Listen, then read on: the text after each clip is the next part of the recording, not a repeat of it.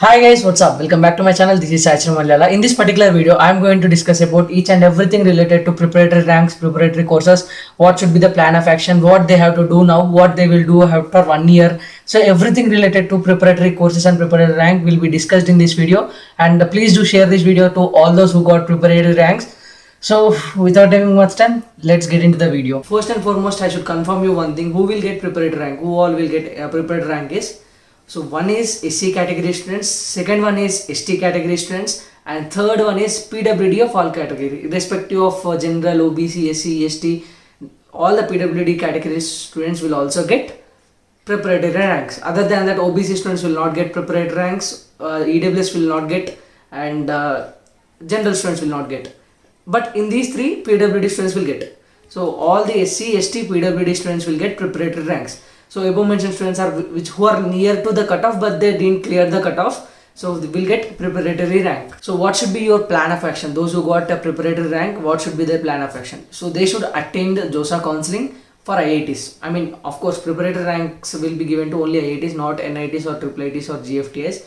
And if they get allotment is only in category wise vacant seats.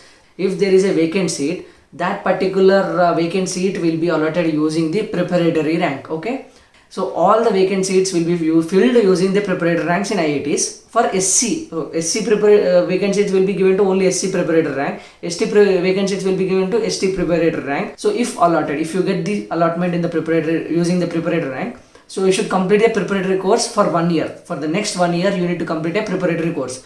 If passed in that course, you can join allotted IIT and next year with your juniors. For example, last year a student got 345 rank preparatory ST category female. For example, ST female 345P. So this is what her rank is. She got seat in IIT Dharwad mechanical something. Okay, so she got last year that seat in the counselling. So she completed the course for 1 year preparatory course and she got passed in that, and now so she got allotment into IIT Dharwad mechanical and she will continue as a fresher. So she will not directly jump to second year, she will start from first year again. So this is what the process is, and if not allotted, nothing can be done.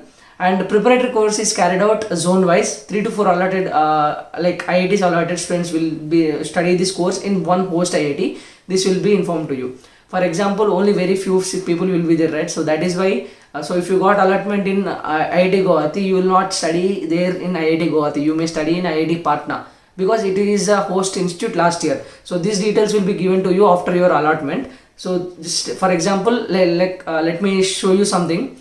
So this last year East Zone. So IIT Kharagpur, Bhubaneswar, Dhanbad and Bhilai.